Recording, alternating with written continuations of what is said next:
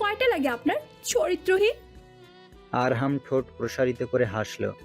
নুবার গালে গাল ঠেকিয়ে বলল, একটা হলেই চলবে। নুবার ঠোঁট দুটো কম্পিত হলো, নাক টেনে বলল। তবে পরিচিতি কি ছিল? আরহাম নুবার ঠোঁটে গাল ঠেকিয়ে বলল। একটা সময় খুলে বলবো, সময় হোক। নুবা আরো ফুঁপিয়ে উঠে বলল। কি খুলে বলবেন, লুচ্চা? আরহাম গভীর নিঃশ্বাস ফেলে বলল। একদমই না, শুধু তোমার ক্ষেত্রে। মিথ্যা, সব মিথ্যা। অভিমান করিও না, সব বলবো, সময় দাও।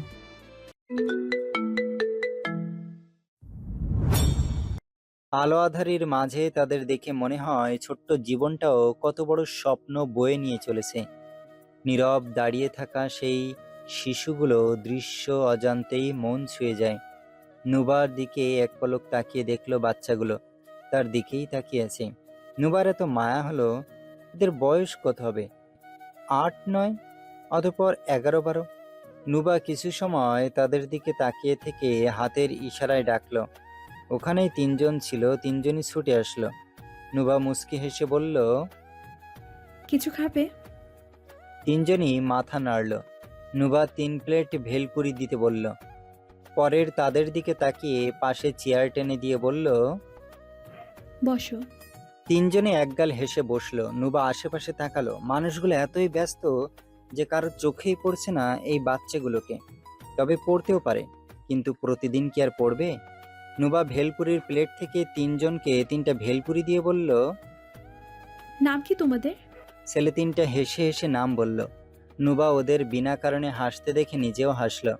এর ভেতরে কোথা থেকে আরো 2জন বাচ্চা চলে আসলো, এসে নুবার দিকে তাকালো।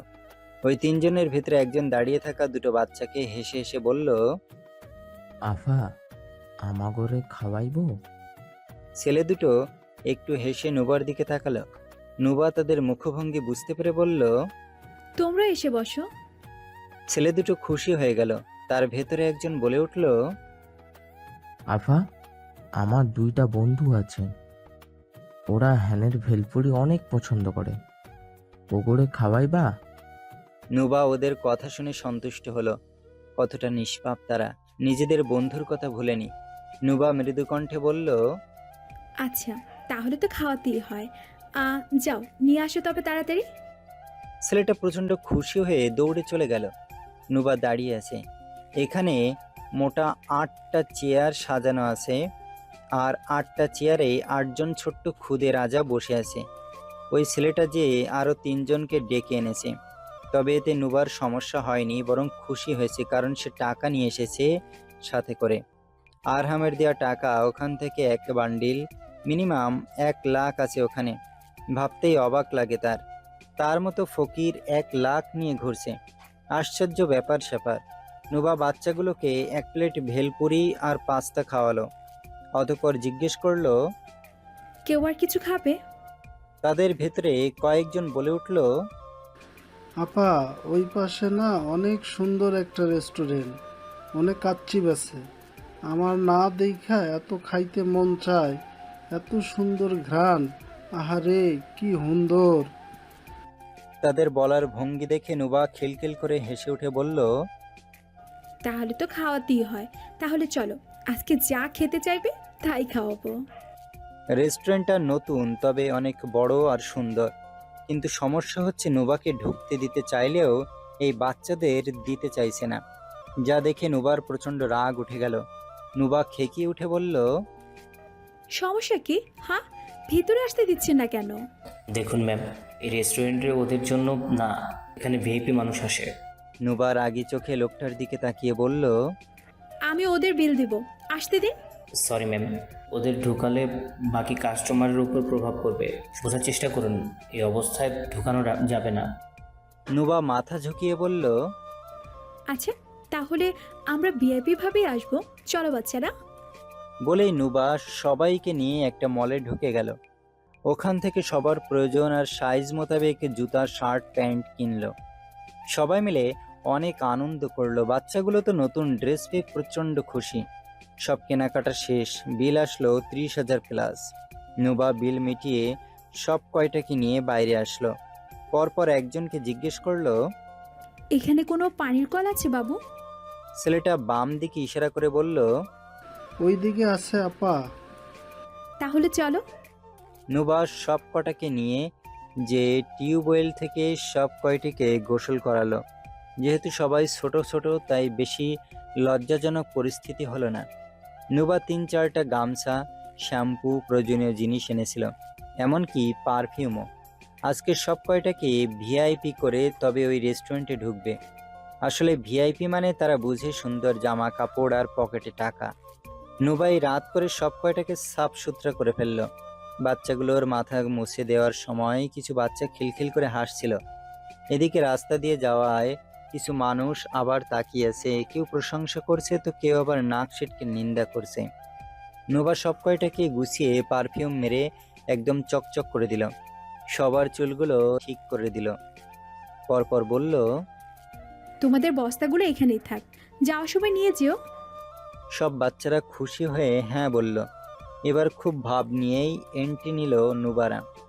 এবার আর আটকাতে পারল না সেই লোক। রেস্টুরেন্টের ভেতরে যেতেই সবাই তাদের দিকে তাকালো, একটু অবাক হলো। এতগুলো বাচ্চা নিয়ে ঢুকায় 2 টেবিল তারাই বুক করে নিল।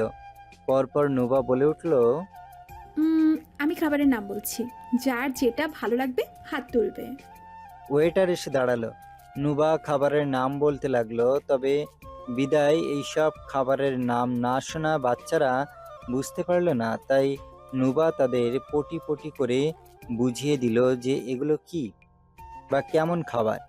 সবাই সবার মন মতো হাঁ হুঁ করে অর্ডার দিল। নুবা নীরবে তাকিয়ে আছে ছোট্ট বাচ্চাগুলোর দিকে। তাদের মুখে হাসি, চোখে আনন্দ। সামান্য খাবার পেয়ে যেন পৃথিবীর সব সুখ খুঁজে পেয়েছে তারা। কেউ হাসতে হাসতে খাচ্ছে, কেউ আবার যত্ন করে খাবারটা ধরে রেখেছে। এই ছোট্ট ছোট্ট মুহূর্তগুলো দেখে নুবার মনটা অদ্ভুত এক শান্তিতে ভরে উঠল। সে ভাবল, সুখ আসলে বড় কিছুতে নয়, ছোট ছোট পাওয়ার মাঝেও লুকিয়ে থাকে। বাচ্চাদের নিষ্পাপ হাসি নুবার চোখে এক অন্যরকম মায়া এনে দিল। এক পর্যায়ে সবার খাওয়া শেষ হলো। কেউ কেউ আবার বেঁচে যাওয়া খাবার প্যাক করে নিল। পরপর নুবা বিল দেখে একটু আশ্চর্য হলো। 15,000 প্লাস! এখানে খাবারের দাম এত বেশি! নুবা তাও বাকি 5,000 টাকা দিয়ে ভালো ভালো খাবার সবার জন্য প্যাক করে দিল। সবাই একসাথে হাঁটছে। তখন নুবার হাত ঘড়ির দিকে তাকিয়ে বলল, শোনো বাচ্চারা, 10টা বেজে গেছে। আমার আম্মু টেনশন করছে মনে হয়, আমার যেতে হবে। নুবার চলে যাওয়ার কথা শুনে বাচ্চাগুলোর মুখের হাসিটা ধীরে ধীরে মিলিয়ে গেল। যে মুখগুলো একটু আগেও আনন্দে ঝলমল করছিল সেখানে নেমে এলো নীরবতা। ছোট ছোট চোখে যেন জমে উঠল অভিমান আর কষ্ট।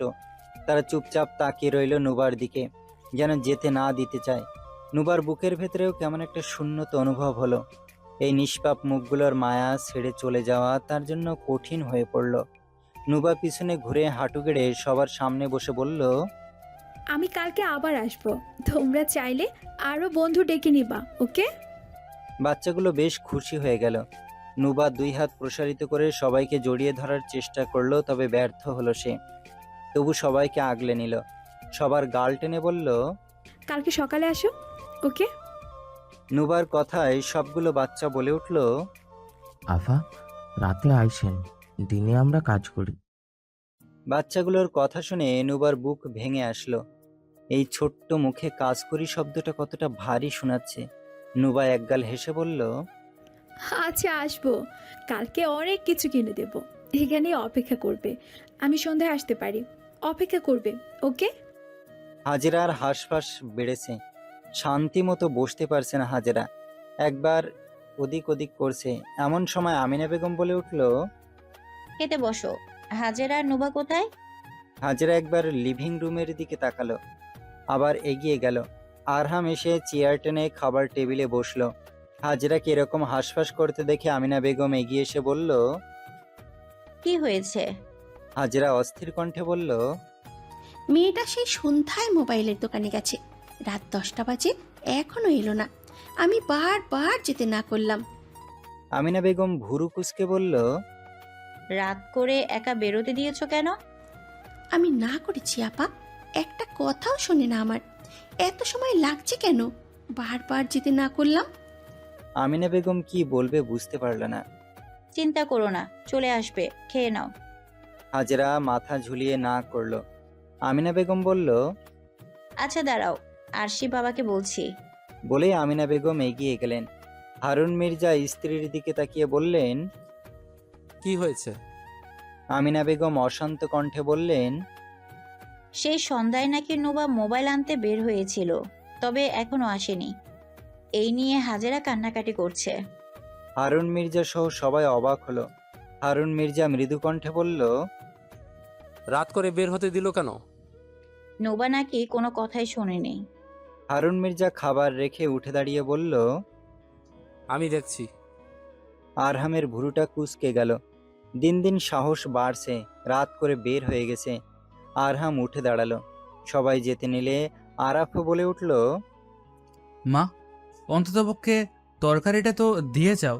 কদিন পর পর যত সব নাটক। নুবা রিকশা এসে রাস্তায় থামলো আর হারুন মির্জাও গাড়ি নিয়ে বের হলো। নুবা সেদিকে এক পলক তাকিয়ে ভাড়া মিটিয়ে দিয়ে বাড়ির দিকে এগিয়ে গেল। তখনই ভুরু কুঁচকে উঠল তার, কারণ সবাই এদিকে এগিয়ে আসছে। নুবা এগিয়ে যেয়ে দেখল পরি, আরহাম, আরশি, ঈশিতা, হাজেরা, এমনকি আমিনা বেগম সবাই জোট বেঁধে বের হয়েছে। নুবার সামনে এগিয়ে যেয়ে থামল। বুঝতে পারল না এরা কোথায় যাচ্ছে। আমিনা বেগম নুবাকে সহি সালামত দেখে বলল, যাক, এসে পড়েছে। আরশি, তোর বাপকে যে কল দিয়ে বল চলে আসছে। বাড়া ভাত রেখে গেল, কি একটা জ্বালা। বলেই আমিনা বেগম আর আরশি চলে গেল। ঈশিতাও পিছন পিছন গেল। পরি দীর্ঘ নিঃশ্বাস ফেলে পিছনে ঘুরল। হাজেরা কিছু বলতেই যাবে, তাই আগেই আরহাম এক পলক নুবার দিকে তাকিয়ে ভারী কণ্ঠে বলল, রাত করে কোথায় ছিলে তুমি? তোমার মা কতটা চিন্তিত হয়ে পড়েছিল তুমি জানো? নুবার নিজের মায়ের দিকে এগিয়ে যেয়ে কাট কণ্ঠে বলল, সেটা আমার মায়ের সাথে আমি বুঝে নেব, আপনার মাতব্বরি করতে হবে না। বলেই নুবা নিজের মায়ের দিকে এগিয়ে যেয়ে তার হাত ধরে বাড়ির ভিতরে যেতে যেতে বলল, সব বলছি মা, চিন্তার কিচ্ছু নেই। আরহামের দাঁতে দাঁত চেপে আসলো। আজ তো একটা বেয়াদব মেয়েটা। নুবা রুমে যেয়ে চেঞ্জ করে হাজেরাকে সব খুলে বলল, তবে হাজেরা তো কাঁদতেই আছে। সে তো প্রচন্ড ভয় পেয়ে গেছিল। নুবা মায়ের কান্না দেখে জড়িয়ে ধরে বলল, আমি ঠিক আছি আম্মু, এবার কান্না অফ করো। রাতটা কোনো মতে কেটে গেল। সারা দিন আর কোনো খোঁজ রইল না নুবার। সন্ধ্যা হতেই নুবা হাজেরার থেকে বাইরে যাওয়ার পারমিশন নিল। তাতে হাজেরা না করলো যেতে, কিন্তু নুবা বলল, ওই সামনে যাব আর আসবো। মাকে অনেক বুঝিয়ে রেখে নুবা চলে গেল। এভাবেই কিছুদিন কেটে গেল। দিনের বেলা নুবা রুমের এক কোণায় পড়ে থাকত। রাত হলে বাইরে চলে যেত, অতঃপর 10টার দিকে ফিরত। আরহাম খেয়াল করে সবই, কিন্তু তার আফসোস হয় যে হাজেরা তার মেয়েকে এভাবে ছেড়ে দিচ্ছে কেন। এদিকে নুবা আরহামের দেওয়া টাকাগুলো বাচ্চাগুলোর পিছনেই খরচ করতে লাগলো। কখনো ঘরের বাজার করে দেয়, কখনো যা খেতে চায় কিনে দেয়, জামা কাপড় কিনে দেয়। আবার মাঝে মাঝে অনেক বেশি মানুষ নিয়ে আসে, তারা সব বাচ্চাদের কেনাকাটা করে দেয়। বিশেষ করে সে এই টাকাগুলো খরচ করতেই ওখানে যাচ্ছে। নুবা সন্ধ্যায় রেডি হচ্ছে। আজ তৌসিফের সাথে যেয়ে দেখা করবে সে, কারণ মোবাইলে কথা হয়েছে তার। তৌসিফ বলেছে আসবে। সে না করেনি, কারণ নুবার খুব ভালো বন্ধু হতে পারে। তার উপর নুবা ছোট থেকে তাকে চিনে, তাই বিশ্বাস করে তাকে। নুবা আজ একটু তাড়াতাড়ি রেডি হলো। পরপর লিভিং রুম পার করতেই কানে ভেসে আসলো মাগরিবের আজান। হাজেরা বেগম পিছন থেকে ডেকে উঠল, আজান শেষ হোক, 8 ঘন্টা পরে বের হ। নুবা মাথা ঝুঁকালো, অতঃপর যে লিভিং রুমে বসলো। হাজেরা অনুমতি দেয়, কারণ মেয়েকে এত ঘরবন্দি করতে চায় না সে। যাচ্ছে যাক, ভালো কাজই করছে, তবে একটু চিন্তা হয় তার। কিন্তু এই বেশি দূরে না হওয়ায় চিন্তা কম হয়। নুবা মোবাইল বের করে তৌসিফের মেসেজগুলো দেখে নিল। সে বলেছে আজানের পর পর আসবে। নুবা মুচকি হাসলো। নুবার ভাবনার ভেতরে আরহাম এসে পাশে বসলো। নুবা আর চোখে সেদিকে তাকিয়ে আবার নিজের কাজে মন দিল। এখান দিয়ে পরি আবার আয়রাকে নিয়ে ঘুরঘুর করছে। আরহাম আর চোখে নুবার দিকে তাকিয়ে বলল, ইদানিং রাতে আয়রাকে ফিট করাও না, মেয়েটা আমার খোদায় কান্না করে। নুবা কাট কণ্ঠে বলল, তাতে আমি কি করব? আপনার বউ আছে তাকে বলুন। আমি তো আগেই বলেছি এসব ঝামেলা ভালো লাগে না।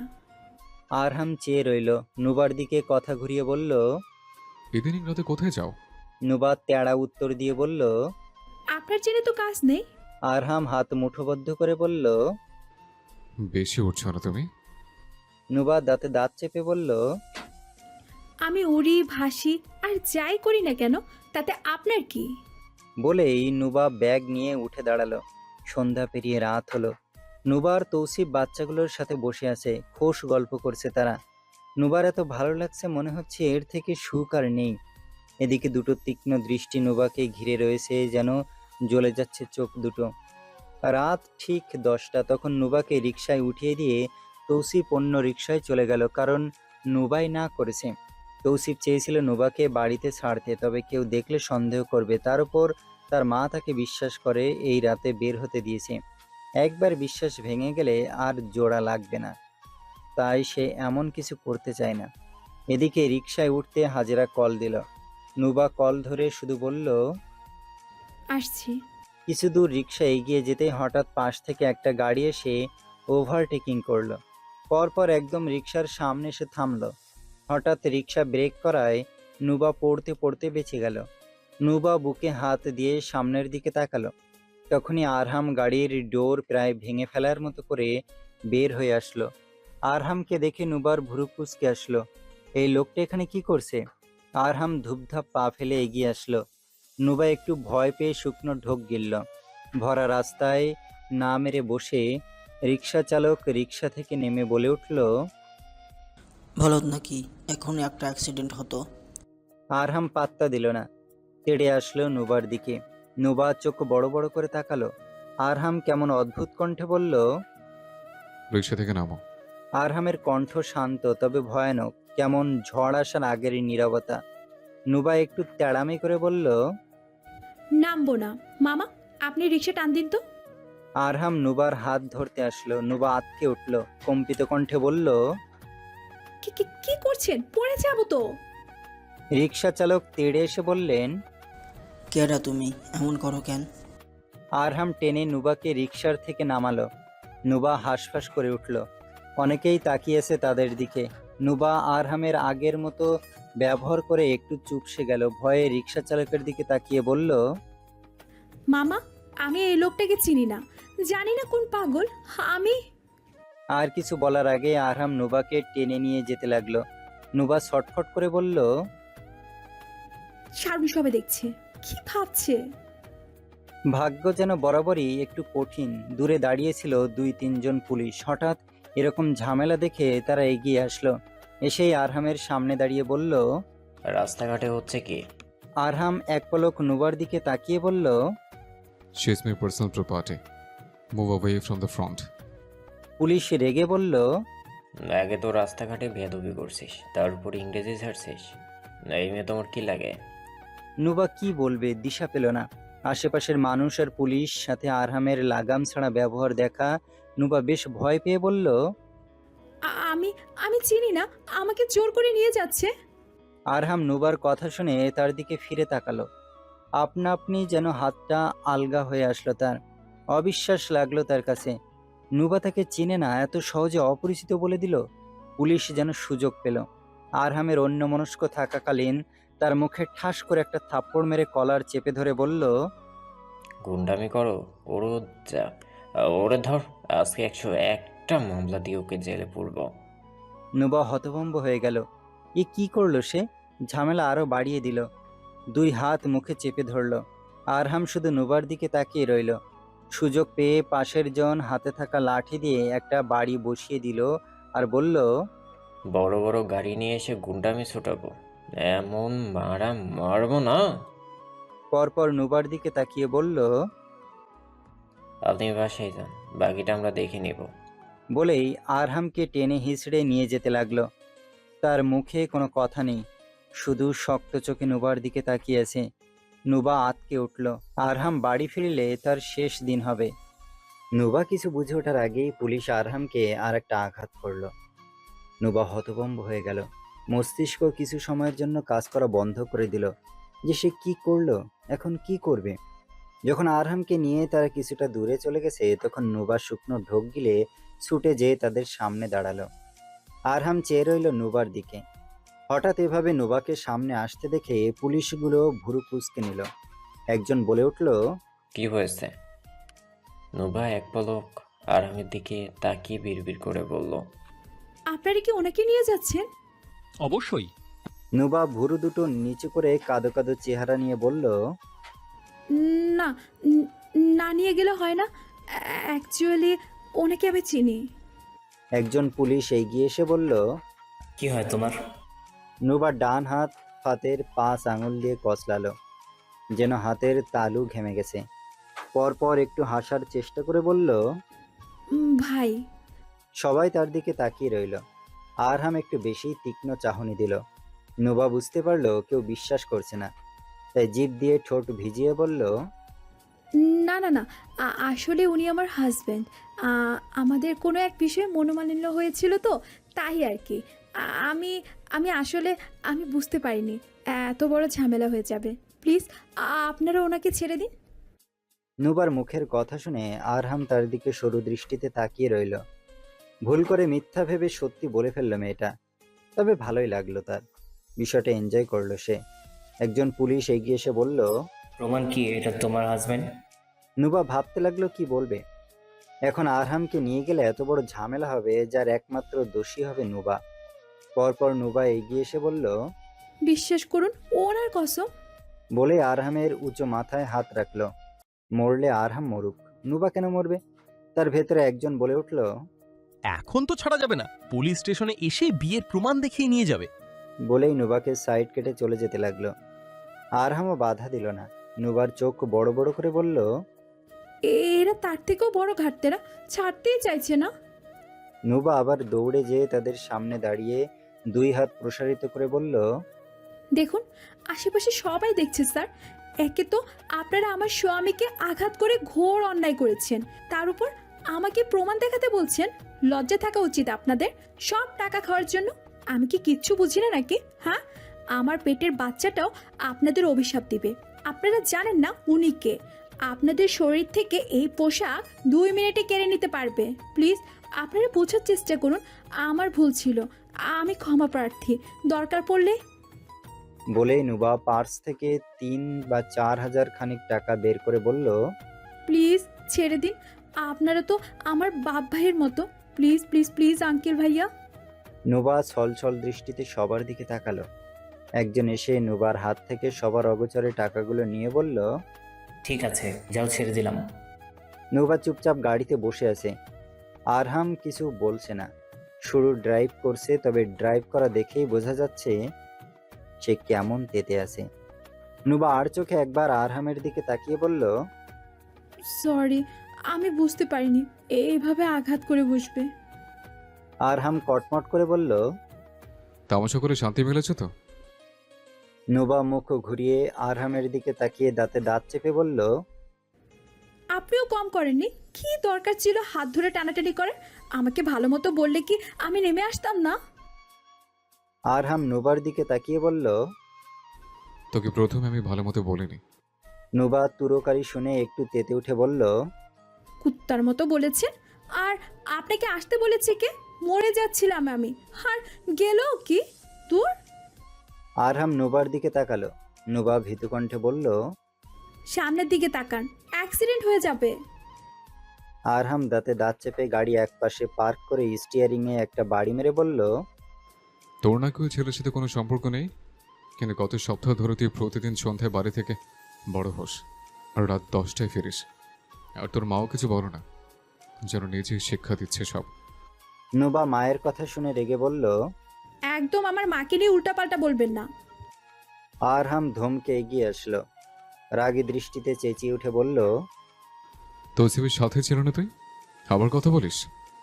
নুবা চোখ মুখ খিচে বলল, হ্যাঁ আমি ছিলাম, তাতে আপনার কি? আপনিও তো পরির সাথে থাকেন। আমি কখনো কিছু বলেছি? আর আমাদের ভেতরে এরকম কোনো সম্পর্ক নেই যে কিছু বলবো, তাই না? আমি কার সাথে থাকি না থাকি সেটা তো আপনার দেখে লাভ নেই। সেই দিন যখন মুখের উপর দরজা লাগিয়ে পরির সাথে মজা নিচ্ছিলেন, তখন আমি কিছু বলেছি? যখন পরীকে ডেকে ডেকে রুমে নিয়ে যান, আয়রাকে আমার কাছে দিতে না করেন, তখন আমি কিছু বলেছি? হ্যাঁ, যখন পরীর সাথে সময় কাটান তখন আমি কিচ্ছু বলি না, কারণ সবার ব্যক্তিগত জীবন আছে, আর সে কি করবে না করবে সবই তার ব্যক্তিগত ব্যাপার, বুঝলেন? নুবা বলেই থামলো। পরপর নাক টেনে কেঁদে উঠল সে। রাগে গজগজ করতে করতে বলল, মেয়েকে আমার কাছে দেওয়ার আগে বলে দেন ফিট করানোর শেষে নিয়ে আসবি। ওর কাছে রাখার দরকার নেই, নিজের বউকে ডেকে ডেকে রুমে নিয়ে যান। দরজা আটকে কী করেন আল্লাহই ভালো জানে। দিন দুপুর রাত সব সময় পড়ি। আপনার ইচ্ছা তাই আপনি ডাকেন, আমি তো কখনো কিচ্ছু বলিনি, তাই আপনারও বলার রাইট নেই। আবার আপনি নাকি আমাকে। নুবা একটু থামলো, পরপর আবার বলল, আর লাং ঢাপাঢাপি করতে আসিনি আমি এখানে, আমার ইচ্ছে হয়েছে তাই এসেছি। আর আসলে ওকে আপনার সমস্যা কোথায় সেটাই বুঝতে পারি না। ভাব এমন করেন যেন আমি আপনার বউ, তাই আপনার অনুমতি ব্যতীত কিচ্ছু করতে পারবো না। I'm bored with all this, please leave me. সেদিন বলেছিলেন সব মাটি চাপা দিয়েছেন, তাহলে আবার খুঁড়ে তুলছেন কেন? আরহাম চুপ করে রইল, পরপর বলে উঠল, তুমি আমাকে পছন্দ করো না, তাহলে পরীকে ছাড়া কাকে ডাকবো? নিশ্চয়ই তোমাকে না। নুবা আরহামের দিকে তাকিয়ে বলল, তাহলে এখানে রঙ্গ করতে আসছেন কেন? হ্যাঁ, আমি আপনাকে পছন্দ করি না, এখানেই কথা শেষ, এত বাড়াবাড়ি কিসের? আরহাম উত্তর দিল না। নুবা বিড়বিড় করে বলে উঠল, আপনি কখনোই আমার লাইফে দখলদারি করবেন না। Enough is enough. আপনি আপনার মতো, আমি আমার মতো। আপনি কার সাথে কি করলেন, আর কার সাথে শুলেন, কার সাথে থাকলেন, আমি যেমন কোনো খবর রাখি না, তেমনি আমি কার সাথে কোথায় গেলাম না গেলাম সেটা আপনি কিচ্ছু বলতে পারেন না। এখন আমি কারোর সাথে রাত 10টায় এসে হোটেলে শুয়ে পড়ি, বসে থাকি, কিচ্ছু দেখার দরকার? নুবা রাস্তার একপাশে গালে হাত দিয়ে দাঁড়িয়ে আছে। কথা শেষ হওয়ার আগেই চটকানা মেরে গাড়ি থেকে ফেলে রেখে চলে গেছে তাকে, এমনকি পার্সটাও নিয়ে গেছে। নুবা গাল থেকে হাত সরিয়ে বিড়বিড় করে আরহামকে বকে উঠল, বেয়াদব লোক কোথাকার, আল্লাহ মাফ করবেন না কখনোই। বেয়াদব, বেহাইয়া, চরিত্রহীন, কয়টা লাগে আল্লাহই জানে, শয়তানের বাচ্চা। বকাগুলো দিয়ে নুবা হাঁসফাঁস করে উঠল। এখন কি করে বাসায় যাবে সে? হেঁটে হেঁটে? রাত প্রায় 11টা বাজে। চারপাশে নেমে এসেছে গভীর অন্ধকার। নির্জন রাস্তায় একা একা হাঁটছে নুবা। চারদিকে শুধু নীরবতা আর হালকা বাতাসের শব্দ। রাস্তায় মৃদু আলোয় তার ছায়াটাও যেন অচেনা লাগছে। মাঝে মাঝে দূরের কোনো শব্দে বুকটা কেঁপে উঠছে তার। ভয়ের মাঝেও নুবা নিজের সাহস জড়ো করে ধীরে ধীরে এগিয়ে চলেছে। রাগে শরীর ফাটছে তার। কতটা নিষ্ঠুর! এই রাত করে একা রেখে চলে গেল। নিশ্চয়ই আল্লাহ তাকে মাফ করবে না। নুবা হাঁটতে হাঁটতে সামনে তাকাতেই দেখালো অনাকাঙ্ক্ষিত গাড়িটা দাঁড়িয়ে আছে, আর গাড়িতে হেলান দিয়ে আরহাম দাঁড়িয়ে আছে। নুবাকে আসতে দেখে আরহাম গাড়ি উঠে বসলো। এটা ছিল উল্টাপাল্টা কথা বলার শাস্তি। ইচ্ছা তো করছিল রেখেই চলে যেতে, তবে কিভাবে যাবে? যতই হোক বউ তো তার। নুবা চোখ তুলে গাড়ির দিকে তাকিয়ে মুখ ভারী কণ্ঠে গাড়ি উপেক্ষা করে চলে গেল। আরহাম তো খেয়াল করে দাঁতে দাঁত চেপে বলল, আজ তো ঘাটতার আর বাল, কিছু বুঝবে তো না, শুধু নাটক করবে। বলতে বলতে আরহাম গাড়ি স্টার্ট দিয়ে নুবার পিছনে এগিয়ে গেল। পরপর আরহাম হর্ন বাজিয়ে উঠল। নুবা হঠাৎ এমন হওয়ায় কেঁপে উঠল। আরহাম গাড়ির জানালা খুলে চেঁচিয়ে বলল, রাত করে নাটক কম করে গাড়িতে এসে বসো। নুবা নাটকের কথা শুনে আরো এগিয়ে গেল। নাটক করছে সে? ভালোই তো। আরহাম দাঁতে দাঁত চেপে বলল, আসবে না তুই? নুবা উত্তর দিল না, আস্তে আস্তে হাঁটতে লাগলো। আরহাম গাড়ি থামিয়ে গাড়ি থেকে বের হয়ে নুবার দিকে এগিয়ে গেল। নুবা পিছন ফিরে তাকালো। আরহামকে আসতে দেখে কেন জানি দিল এক দৌড়। আরহাম নুবার বাচ্চামো দেখে হতভম্ব হয়ে গেল। আজ তো একটা আহাম্মক নাকি? আরহাম পিছনে ছুটে গেল। দাঁড়া বলছি। নুবা পিছনে ফিরে দৌড়াতে দৌড়াতে বলল, যাবো না তোর সাথে। বলেই দৌড়ের স্পিড বাড়ালো। আরহাম হতবাক হলো এই রাস্তায়। এই রাত 11টায় কি সে দৌড় করতে এসেছে? আশ্চর্য! তবে আরহামের সাথে নুবা পারল না। খপ করে যে ধরে ফেললো নুবাকে। নুবা ছটফট করে উঠল আর বলল, ছাড়ুন বলছি, যাবো না আমি। আরহাম হাঁসফাঁস করতে থাকা নুবাকে কোলে তুলে নিল। নুবার ছটফটানি কিছুটা কমে গেল। সে যেন এটাই চাচ্ছিল, খুব করে চাচ্ছিল আরহাম জোর করুক তার সাথে, তার উপর অধিকার খাটাক যে যাবি না কেন, তোকে যেতেই হবে। হঠাৎ নুবাকে শান্ত হতে দেখে আরহাম ফিরে তাকালো তার দিকে। নুবা 2 হাত দিয়ে গলা জড়িয়ে ধরলো তার, বিড়বিড় করে বলল, ফেলে দিবেন না তো? আর একটা কথা বললে ঠিকই দেব। নুবা পা ঝুলিয়ে বিড়বিড় করে শান্ত কণ্ঠে বলল, তৌসিফ শুধু আমার বন্ধুর মতো। আর আমি এখানে আসি কয়েকটা বাচ্চার জন্য। আমি আসলে ওরা অনেক খুশি হয়। পরপর নুবা বিড়বিড় করে সব খুলে বলল। নুবা নিজ ইচ্ছায় সব খুলে বলছে দেখে আরহামের প্রচণ্ড ভালো লাগলো। আরহাম এগিয়ে যেয়ে নুবাকে গাড়িতে বসিয়ে দিয়ে সোজা হয়ে দাঁড়াতে চাইল। নুবা ছাড়ল না আরহামকে, গলা জড়িয়ে ঝুলে রইল। আরহাম চোখ তুলে নুবার মুখের দিকে তাকালো। নুবা কাতর কণ্ঠে শুধালো, আমি বুঝতে পারিনি ওরা আপনাকে এভাবে আঘাত করবে, সরি। আরহাম বিড়বিড় করে বলল। শুধু সরে? নুবা চোখ টিপ টিপ করে তাকালো। গাড়ির ভেতরে হালকা আলো জ্বলছে, সেই মৃদু আলোয় নুবা আর আরহামের মুখ স্পষ্ট দেখা যাচ্ছে। দুজনের মাঝের দূরত্ব খুবই কম, নীরবতায় যেন অনেক না বলা কথা জমে আছে।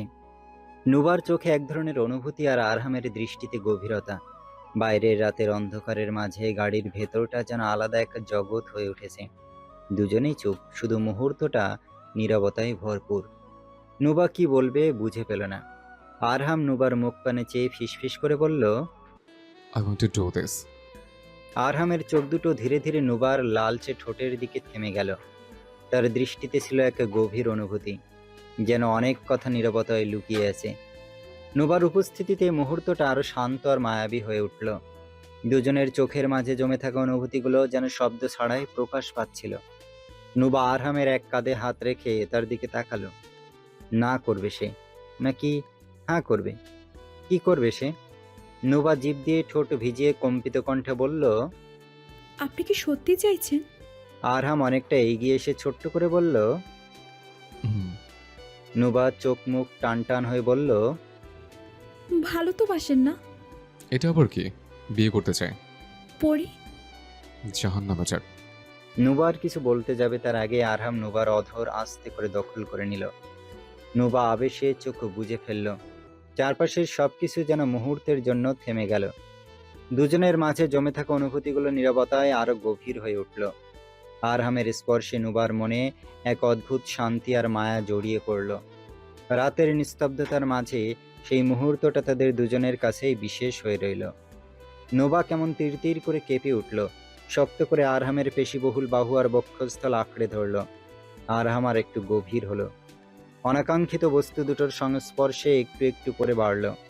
আরহাম অনুভব করলো নুবার ছোট্ট পাতলা অধর দুটো কাঁপছে, তবু নিজের পাষাণ্ড অধর দিয়ে চেপে ধরে রইল। নুবা রেসপন্স করলো না, শুধু আরহামকে নিজের মতো মন মতলবি করতে দিল। মিনিট খানেক পর আরহাম নুবাকে শ্বাস নিতে দিল, তবে ছাড়ল না। নুবার আরহামের ঠোঁটের ফাঁক দিয়ে নিঃশ্বাস নিল।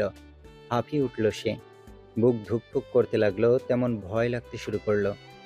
আরহাম সেকেন্ড খানিক সময় নিয়ে আবারও নিজের কারসাজি চলমান করলো। এক অদ্ভুত অনুভূতি যা নুবার কখনো হয়নি, কখনোই না নুবা অনুভব করছে। ভয় মিশ্রিত, কেমন আনন্দদায়ক, কেমন অস্থিরকর। আশ্চর্যের ব্যাপার হচ্ছে নুবার খারাপ লাগছে না, বরং ভালোই লাগছে। আরও মিনিট খানিক সময় নিল। আরহাম তারপর হালকা সরে আসলো। নুবা আরহামের দিকে তাকানোর সাহস পেল না। ফুপিয়ে কেঁদে উঠল নুবা, শুধু বিড়বিড় করে বলল, কয়টা লাগে আপনার, চরিত্রহীন। আরহাম ঠোঁট প্রসারিত করে হাসল। নুবার গালে গাল ঠেকিয়ে বলল, একটা হলেই চলবে।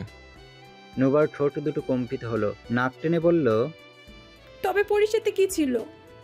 আরহাম নুবার ঠোঁটে গাল ঠেকিয়ে বলল, একটা সময় খুলে বলবো, সময় হোক।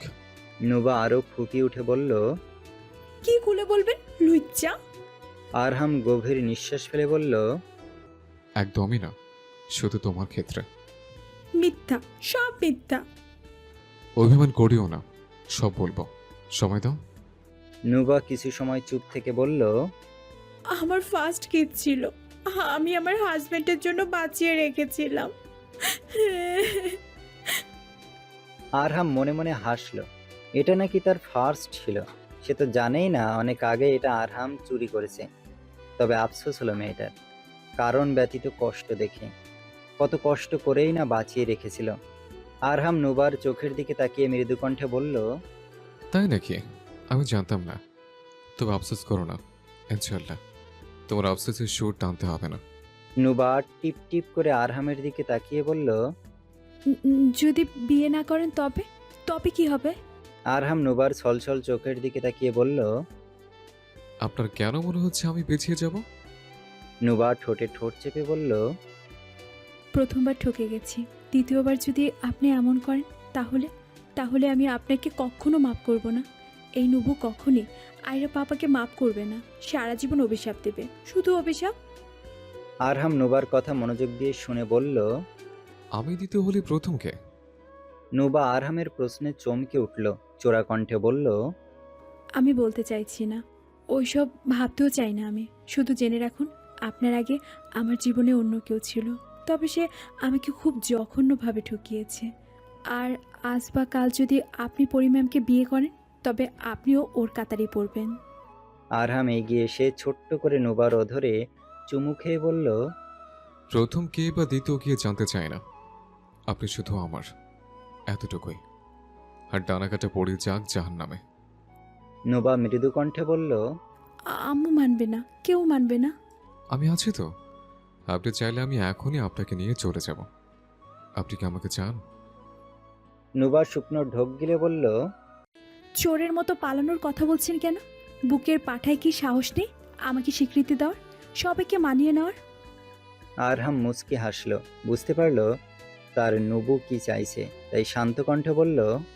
তবে আমাকে শুধু একটু সময় দেন, আমি সব ঠিক করে দেব, সব। নুবা কেমন যেন ভরসা পেল, বিড়বিড় করে বলল।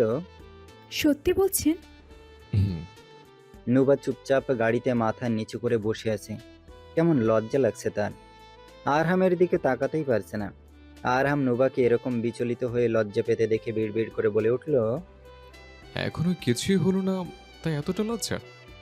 নুবা দুই হাত কষলে বলল। চুপ করবেন? আরহাম দীর্ঘ নিঃশ্বাস ফেলে সামনে হাত বাড়িয়ে সুন্দর একটা গান বাজালো। আস্তে আস্তে সুরের তালে ভেসে আসলো। তু মেরি স্যামি मैं तेरा सामी दोनों का भीखा मेलो की दुरिया दक दक दिल बोला तेरा सम सम मारी चुरिया। গানটা শুনে নুবার বুকটা আরও টিপ টিপ করে লাগলো, কেমন পরিস্থিতির সাথে মিলে গেল। তবে কি বাস্তবতা দেখে বা অনুভব করেই মানুষ গান তৈরি করে? পুরোটা রাস্তা গানের সুরে সুরে দুইজন বাড়ি পৌঁছালো। গাড়ি এসে বাড়ির ভেতরে থামলো। গান বন্ধ হলো, তবে দুইজনেই স্তব্ধ। আরহাম একটু কেসে বলল। নামো। নুবার আরহামের কথায় হুঁশ ফিরল, শুকনো ঢোক গিলে আস্তে করে নামতে লাগলো। তখনই আরহাম নুবার হাত ধরে ফেলল। নুবা চমকে উঠল, তবে আরহামের দিকে যে তাকাবে সেই সাহস পেল না, তাই মুচড়া মুচড়ি করে মৃদু কণ্ঠে শুধালো। ছাড়ুন। আরহাম নুবার হাত ছেড়ে দিয়ে শীতল কণ্ঠে বলল। আমি চাই আয়রার মাম্মা যাতে তার মেয়েটাকে একটু ক্ষুধা নিবারণ করে দেয়, কারণ হয়তো বোধহয় জানা নেই আয়রা যে দুপুরে একটু খেয়েছিল। নুবার কেমন কেমন লজ্জা লাগলো। আয়রার মাম্মা শুনতেই নুবার লাল টমেটো হয়ে গেল। ভারী কণ্ঠে বলল। আচ্ছা। বলেই নুবা গাড়ি থেকে নেমে ছুটে বাড়ির ভেতরে চলে গেল। আরহাম একগাল হাসল। নুবার চোখ দিয়ে ঝরঝর করে পানি পড়ছে, গালে হাত দিয়ে দাঁড়িয়ে কাঁদছে। এদিকে বাড়ির সবাই চিন্তিত নুবাকে নিয়ে। নুবা বাড়িতে ঢুকতেই কান্নারত হাজেরা মেয়ের গালে ঠাস করে একটা লাগিয়ে দিয়েছে। কয়টা বাজে? কয়টা বাজে? হ্যাঁ, রাত 12টা বাজতে চললো, এখন আসছিস তুই? আমিনা বেগম আরশির দিকে তাকিয়ে বলল। তোর বাপকে ফোন দে, বল নুবা বাসায় এসেছে। আবার ওকে খুঁজতে কই কই চলে যাবে আল্লাহই জানে। আরশি দীর্ঘ নিঃশ্বাস ফেলে চলে গেল। ঈশিতা আর আরাফ রুমেই। আরাফ অফিস থেকে এসেই খেয়ে দিয়ে বউকে নিয়ে রুমে ঢুকেছে, কিন্তু এদিকে হাজেরা, আমিনা, আরশি, তানিয়া, পরি, সাথে আমাদের কান্নারত আয়ারা। হাজেরা এগিয়ে এসে পারে না নুবাকে বেশি করে দুটো চড় থাপ্পড় মারতে, তবে পারে না সে। হাজেরা কান্না করতে করতে জিজ্ঞেস করলো। কোথায় ছিলি? নুবার নাক টানলো। হাজেরা উত্তর না পেয়ে এগিয়ে এসে নুবার বাহুতে দিল এক কিল। নুবার শব্দ করে উঠল। আমিনা বেগম এগিয়ে এসে বলল। হাজেরা, কি শুরু করলি? হাজেরা আমিনা বেগমের দিকে তাকিয়ে বলল। আপা, ওকে জিজ্ঞেস করেন কই ছিল ও। রাতে বের হতে দিয়েছি, তাই বলে রাত 12টায় ফিরবে? জিজ্ঞেস করো ওকে। তখনই আরহাম বাড়ির ভিতরে ঢুকলো। আমিনা ছেলেকে দেখে ছুটে এসে বলল, কিরে, তুই আবার কখন বাড়ি থেকে বের হলি? পরি যে বললো তুই রুমে। পরিও অবাক হলো, সে তো রুমেই দেখেছিল, কোন ফাঁকে বের হলো কে জানে। আরহাম এগিয়ে এসে কান্নারত মেয়েকে কোলে তুলে নিল। এদিকে হাজেরা নুবাকে একটার পর একটা প্রশ্ন করতে লাগলো। জবান আটকে গেছে, বলছিস না কেন? নুবার কিছু বলার আগেই আরহাম বলে উঠল, আমার সাথে ছিল। কথাটা যেন হাজেরার মাথায় বজ্রপাত করে ছাড়ল। হাজেরা হতভম্ব হয়ে গেল। মনে পড়ে গেল মাসখানেক আগে পরীকেও ছাড়তে যেয়ে কত রাত করে ফিরেছিল এরা। হাজেরা আরো রেগে গেল। এগিয়ে এসে ঠাস করে নুবার গালে চড় মেরে দাঁতে দাঁত চেপে বলল, কোথায় ছিলি তুই? নুবা ফুঁকিয়ে উঠল। এই লোকটার এখন এই কথা বলার দরকার ছিল? হাজেরা কতক্ষণ পক পক করে থেমে যেত, তবে এবার নুবাকে চালতে চেঁচা করবে। নুবা শুকনো ঢোক গেলে বলল, রুমে রুমে চলো বলছি। তুই এখানেই বলবি। প্লিজ মা। হাজেরা আবারও তেতে আসলো। আরহাম এগিয়ে এসে নুবাকে সরিয়ে নিল, ফলস্বরূপ মারটা আরহামের বাহুতে যেয়ে লাগলো। নুবা পিলে চমকে উঠল। আরহাম শান্ত কণ্ঠে বলল, আপনাকে বলে যেখানে যায় সেখানে ছিল। আমি ওই রাস্তা দিয়ে ফিরছিলাম, তাই ওকে নিয়ে এসছি। বিশেষ করে রাস্তায় একটা দুর্ঘটনা হয়েছিল, তাই আমাদের আসতে দেরি হলো। হাজেরা দাঁতে দাঁত চেপে বলল। কিসের দুর্ঘটনা? আরহাম এক পলক নুবার দিকে তাকিয়ে বলল, রাস্তায় ছোটখাটো একটা অ্যাক্সিডেন্ট হয়েছিল, যা থেকে বেঁচে ফিরতে সক্ষম হয়েছে। হয়তো আপনাদের দোয়া ছিল। আই থিঙ্ক এখন আর প্রশ্ন করবেন না। আর নোবা, আয়টাকে একটু ফিট করে দিয়ে যাও। নুবা ফিরে তাকালো আরহামের দিকে। এই বাটপার কত বড় মিথ্যা বলল! আল্লাহ মাফ করুক, এই ব্যাটার নাকি আমার মিথ্যা অপছন্দ, তাই তো নিজেই মিথ্যা বলে বেড়াচ্ছে। আরহাম নুবার দিকে তাকিয়ে ফিসফিস করে বলল, অ্যাক্সিডেন্ট কিন্তু ছিল অনাকাঙ্ক্ষিত। নুবা বলদের মতো তাকিয়ে রইল। আরহাম মৃদু কণ্ঠে বলল, আর কোনো ঝামেলা চাইছে না রাত করে। সব থেকে বড় কথা, রাতে মেয়েকে বাইরে যেতে দেবেন না, নাহলে মেয়ে কিন্তু ছাড়া হয়ে যাবে। দিনকাল ভালো না। পরপর আরহাম আয়ারাকে নিয়ে চলে গেল। নুবা ফ্রেশ হয়ে রুমে আসতে হাজেরা হাঁসফাঁস করে বলে উঠল, ওই ছেলের সাথে তোর এত কি? সেদিনও একবার রাত করে ফিরেছিলি। নুবা শুকনো ঢোক গিলে ডাহা মিথ্যা কথা বলে বলল, তুমি আমাকে সন্দেহ করছো আম্মু? অ্যাক্সিডেন্ট হয়েছিল, বেঁচে ফিরেছি, এটাই তো অনেক। আর তুমি আমাকে উল্টাপাল্টা প্রশ্ন করছো। হাজেরা মেয়ের বাহুতে ঠুয়া মেরে বলল, আর কোনোদিনও ওই ছেলের আশেপাশে ঘেসিস, দেখবি আমি কি করি। শরীরের ছাল তুলে লবণ দেব। হাজেরার কথায় নুবা শুকনো ঢোক গিলল। কিছু সময় পর নুবা রুম থেকে বের হতে লাগলো। তখন হাজেরা বিছানা গুছাচ্ছে। হাজেরা মেয়েকে রুমের বাইরে যেতে দেখে বলল, কিছু খেয়ে এসেছিস? কিছু নিয়ে আসবো? নুবা শুকনো ঢোক গিলে বলল, আয়রাকে খাওয়াতে যাচ্ছি। হাজেরা বিছানা থেকে একটা বালিশ নিয়ে ছুঁড়ে মারল। নুবা তা ধরে ফেলল। পরপর বালিশের উপর দিয়ে উকি মেরে বলল, বাচ্চাটা কান্না করছে। কান্না করলে নিজেই নিয়ে আসবে। তুই এই অর্ধরাতে কোথাও যাবি না, চুপচাপ রুমে আয়। নুবা হাত পা ছুঁড়ে বলল, আয়রা কান্না করছে, তখন শুনোনি? আর আর আমি চাচিকে নিয়ে যাব। বাচ্চাকে কষ্ট দিলে অভিশাপ লাগবে মা। হাজেরার সাথে এক প্রকার যুদ্ধ করল নুবা। শেষ পর্যন্ত মেয়ের কাছে হাজেরা হেরে যেয়ে বলল, তাড়াতাড়ি আসবি, আর চাচিকে নিয়েই যাবি। নুবা মাথা ঝুঁকালো। নুবা ছুটে আরহামের রুমের সামনে যেয়ে দাঁড়ালো। পরপর আরহামের দরজায় কড়া নাড়ল। সাথে সাথে দরজা খুলে গেল। নুবার কেমন কেমন যেন লাগলো। আরহাম ডোর খুলে দরজায় হেলান দিয়ে নুবার দিকে তাকালো। নুবা মাথা নিচু করে দুই হাত কচলাতে লাগলো। আরহাম হালকা ঝুঁকে এসে নুবার মাথায় ফু দিল। নুবার শরীর কেমন শিরশির করে উঠল। আরহাম নুবাকে নুয়ে পড়তে দেখে বলল, এত অবুঝ ডাকলাম আর এত রাত করে আমার মতো লুচ্চার রুমে চলে আসলেন? নুবা মিনমিন করে বলল, তাহলে চলে যাই। আরহাম নুবার কোমর ধরে একটানে ভেতরে নিয়ে দরজা লাগিয়ে দিল। পরপর দরজার সাথে পিঠ থেকে গেল নুবার। নুবা এক হাত আরহামের বুকে রেখে মাথা নিচু করে নিল। আরহাম এগিয়ে এসে নুবার মাথায় ঠোঁট ঠেকিয়ে বলল, কি হয়েছে? নুবা একটু কম্পিত হয়ে বলল, আয়রা। ইদানিং আপনার অবহেলায় আমার মেয়েরও ক্ষুধা মরে গেছে। ক্ষুধা লাগলে একটু কান্নাকাটি করে, আঙুল চুষতে চুষতে ঘুমিয়ে যায়। নুবা মিনমিন কণ্ঠে বলল, আমার কোনো দোষ নেই, আপনি সুযোগ করে দিয়েছিলেন, তাই আপনার দোষ। আরহাম ঠোঁট হেলিয়ে হাসল, অতঃপর এগিয়ে আসলো। তবে নুবা আরহামের উদ্দেশ্য বুঝতে পেরে মৃদু কণ্ঠে বলল, ওইটাই প্রথম, ওইটাই লাস্ট, বিয়ের আগে আর একটাও না। আরহাম সরে দাঁড়ালো নুবার থেকে আর বলল, আচ্ছা ঠিক আছে। নুবা ঘুমন্ত আয়ারাকে কোলে তুলে চুমু খেল। নুবার স্পর্শ পেয়ে আয়ারা কেঁপে উঠল। নুবা আয়ারার মুখ থেকে ছোট্ট ছোট্ট আঙুলগুলো সরিয়ে দিল। আয়ারা ফুপিয়ে উঠল, ঠোঁট ফুলালো। নুবা হেসে আয়ারার ছোট্ট সরু ঠোঁটে চুমু খেয়ে বলল, সরি মাম্মাম, I am so sorry, next time আর এমন হবে না। বলতে বলতে নুবা আয়ারাকে নিয়ে বিছানার এক কোনায় বসে নিজেদের কম্বল দিয়ে কাভার করে আয়ারাকে বুকের দুধ দিল। আয়ারা ঘুমের ভেতরে সুযোগটা লুফে নিল। ছোট্ট ছোট্ট দুই হাত দিয়ে নুবাকে আঁকড়ে ধরল। নুবা নিজের হাতের আঙুল দিয়ে আয়ারার পিঠে আর মাথায় হাত বুলিয়ে চুমু খেল। আরহাম এসে পাশে বসল। কিছু মুহূর্তে এভাবেই কেটে গেল। অতঃপর আরহাম এক দু হাত করে এগিয়ে আসতে চাইল। নুবার দিকে তাকিয়ে বলল, এখানে আসি। নুবা চাপা নিঃশ্বাস ফেলে বলল, না। আরহাম দীর্ঘ নিঃশ্বাস ফেলল, তাও একটু এগিয়ে এসে বসল। দুইজনের ভেতরে এক হাতের মতো গ্যাপ। আরহাম একটু সাহস নিয়ে নুবার ডান হাতটা আস্তে করে চেপে ধরল, যেটা কিনা আয়রার মাথার নিচে ছিল। নুবা আলতো করে ফিরে তাকালো। আরহাম মৃদু কণ্ঠে বলল, নবু প্লিজ। নুবা এত সুন্দর করে বলায় না করতে পারল না।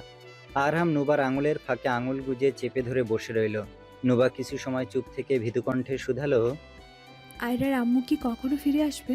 আরহাম হঠাৎ নুবার প্রশ্ন শুনে একটু হেসে বলল, কেন ভয় পাচ্ছ? উত্তর দিন। আসবে না, আর আসলেও আমি দ্বিতীয়বার তাকে ফিরিয়ে নেব না। কেন? এত কিছু জানতে হবে না, শুধু জেনে রাখো তোমার পর আর কেউ আসবে না। নুবা মাথা নিচু করে মুচকি হাসলো। এভাবে ঘন্টাখানিক পার হয়ে রাত 1:30 বেজে গেল। এদিকে নুবার ক্লান্ত ভরা চোখ লেগে আসছে। তিনজন যখন আলতো ঘুমে মগ্ন, তখনই কেউ এসে আরহামের দরজায় কড়া নাড়ল। ভেসে আসলো হাজেরার কঠোর কণ্ঠ। নুবা লাফিয়ে উঠল। আরহামও নুবার দিকে ফিরে তাকালো। নুবা ফিসফিস করে বলল, আম্মু কয়টা বাজে? নিশ্চয়ই দেরি হচ্ছে দেখে চলে এসেছে। আরহাম বিরক্তে মুখ দিয়ে চ উচ্চারণ করে বলল, তোমার মার আমার সুখ সহ্য হয় না, আজ তো বেয়াদব একটা মহিলা। নুবা গরম চোখে আরহামের দিকে তাকিয়ে বলল, মুখ সামলে কথা বলুন। আপনার মেয়ে যদি এরকম পরপুরুষের রুমে যেয়ে বসে থাকতো, আপনি কি নিশ্চিন্তে বসে থাকতেন?